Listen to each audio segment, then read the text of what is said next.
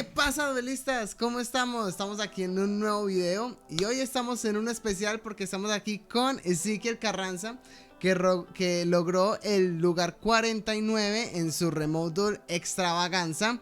Y pues bueno, no les voy a hacer más spoiler, voy a dejar que les hable. Este profile va a ser en inglés porque es su idioma más cómodo. Así que pues sin más que decir, Ezequiel, how are you? Hi guys, good. Happy about the playing in the weekend, playing the remote extravagance for remote duel extravagance weekend for Konami was pretty fun. They had a lot of teams. I came in with X1 because I was late, so I ended up going X3 in total, so 5-3. I should have been 6-2, but I came late, so I took a round one loss just to participate. I was doing another event from Colombia with my friend Esteban. Esteban. So but it was still worth it. I enjoyed it. I got my invite, which was what I wanted. Hopefully next time we'll be able to stream it. We'll see what happens after that. But let's get to the deck profile. Okay, show us. So we did play Zoo. For those who may have known me in the past, I did play Zoo before we got top 3 at a YCS. I'm sorry, it was a 3v3. We won first place with the YCS playing the zoo, and it was a lot of fun. So this brought back a lot of memories, being able to bring out the zoo cards again. But really quickly, some things you pretty much already know about the zoo cards. Ram, you try to max out on them. You need to see at least a zoo every single hand, and maybe a second one just to be on the safe side. Whiptail is always one of the good second ones because you can always attach it under, like everyone knows about the zoo cards. But and the one rat, if this was at 2, the deck would be broken. So we're not doing that. It's never going to be at 2. Be. Yeah, they won't let it. But yeah, so 11 Zoo, 10 Zoo cards actually. We're debating on the Bunny Blast only for the effect that Ram has against traps. Bunny Blast has against spells, so it would help against the virtual matchup. Still in testing, but that's one of the things that I would probably change. They're probably like a 2/2 Ram. I'm not sure yet. This is the Ash Blossom. This is like my hand trap lineup.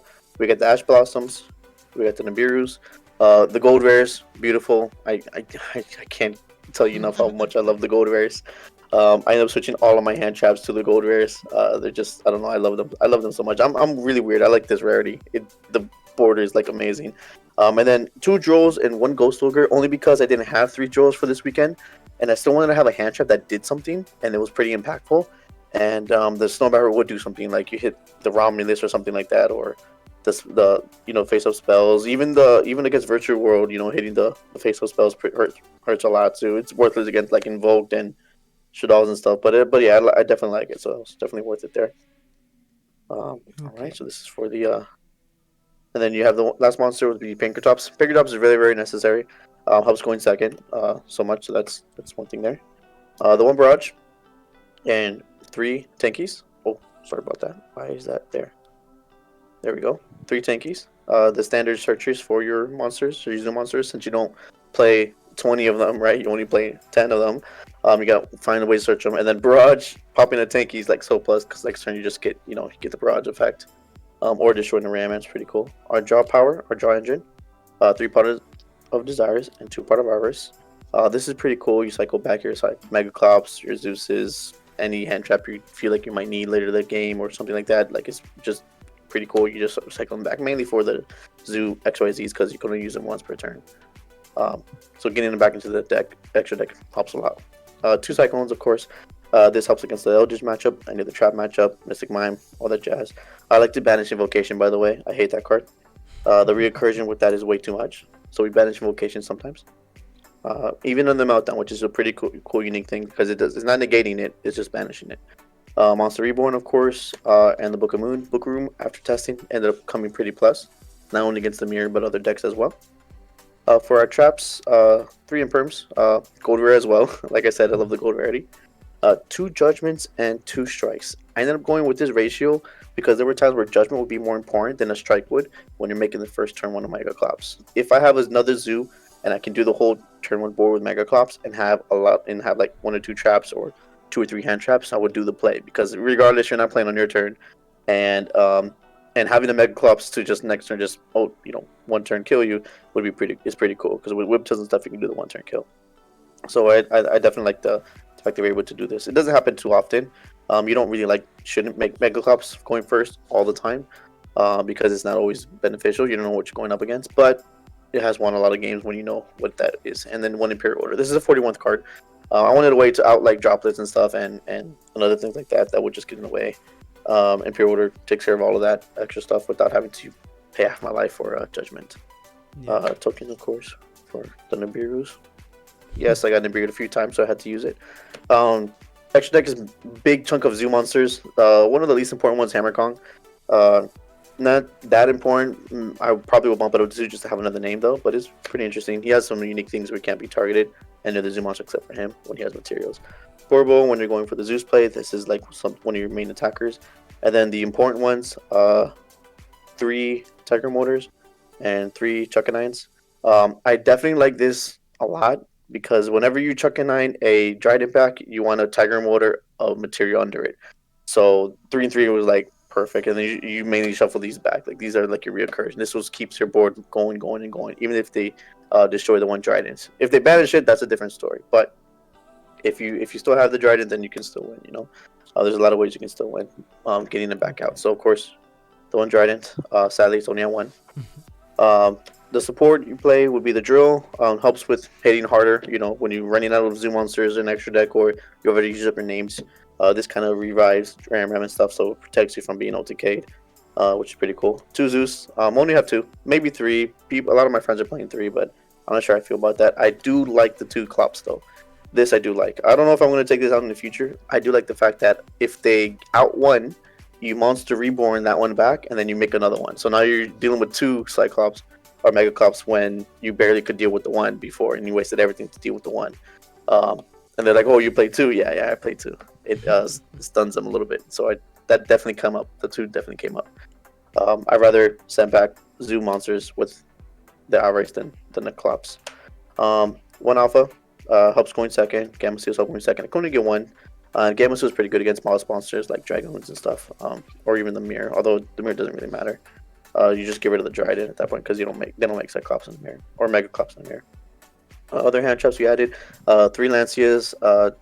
Came in handy a little bit sometimes. Not too many dinos this turn around, but the Skullmeisters, these came in handy a lot. I might switch this ratio, I'm not sure yet, but Skullmeister came up a lot. Prank Kids and Eldritch, and even the having an extra Ash technically for the miscellaneous with Skullmeister is pretty cool. So that's pretty nice. 3 spells we did. Called by the Grave for going first. Sometimes going second depending on what they're playing. It's pretty good against the Prank Kids. I played like 2-3 Prank Kids. It's amazing how much the deck has gone up because of the Link 1 and the 3rd Cosmic Cyclone. Feather Duster is way too important. The fact that it's back in the format is pretty cool. So of course we're going to play it, and we're going to play Gold Rare. 1 evenly. I only had 1. This is supposed to be 3. I only had 1 for this weekend, so there's a lot of 1-ups. The 1 Red Reboot, kind of like to compensate for it, I guess. I put in the 3rd Strike and the 3rd Judgment only because I didn't have 3 evenly, so I'm like, I might as well like max out on these in the end. But those might be the evenlies. I'm not sure yet. But yeah, I never saw the Red Reboot, so it didn't really matter. I saw evenly once, and it didn't help much at all. I wish I saw it more. But that's the deck profile. Okay. Zoo best deck. Zoo is deck. You want to do some changes into the deck? I mean, I might change. Like I said, I was testing the Bunny Blast. I really want to see if that's gonna help. We might have to Imperial Order to the side. I don't know yet, but the Bunny Blast is something I definitely do like. I did like about it, so possibly switching that around.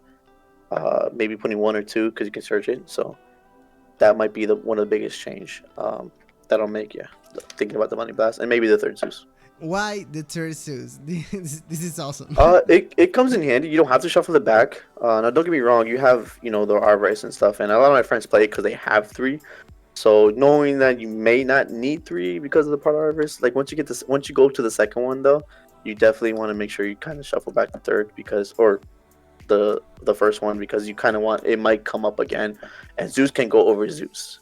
If they destroy something on your field, Zeus's effect lets you attach any card from your deck under him, which is pretty neat because with any card under him, you usually come up with the same materials, 2 and 4 materials at a time. But if you had 4, you use both twice, then it's by himself. And if any white monsters get destroyed, you attach a card from the deck. Then you attack with Zeus and put another Zeus on top of that the next turn. So you have 2 materials for the new Zeus. Which has come up a little bit there. So when you're doing that play, maybe the 3rd Zeus. But yeah. Okay, Ezequiel, Those are my thank thoughts. you very much for this deck profile. Y muchas gracias a todos ustedes por ver esto. Again, congratulations for your top Yeah. in this tournament. And Yeah. Quick shout outs. Definitely yeah, sure. forgot to give a shout out to Esteban. So this YouTube is his. I've done a couple of videos with him in the past, and he's a really cool guy. So I'm happy that we're able to do this content here for you guys. Big Endymion player, I'd love that. Pendulum was what I was known for a lot. Of course, my family and stuff, my other friends who helped me build the deck. Huge shout outs to Cologne, because seeing him top with it, like I was already building it with Esteban before then, but seeing that he top with it was pretty amazing. We took a little bit from his build too. I really liked it. And then also, of course, Empanada Sessions. I was going to stream. I wasn't able to stream, so I'm sorry about that, guys, but maybe next time. And that's it, yeah.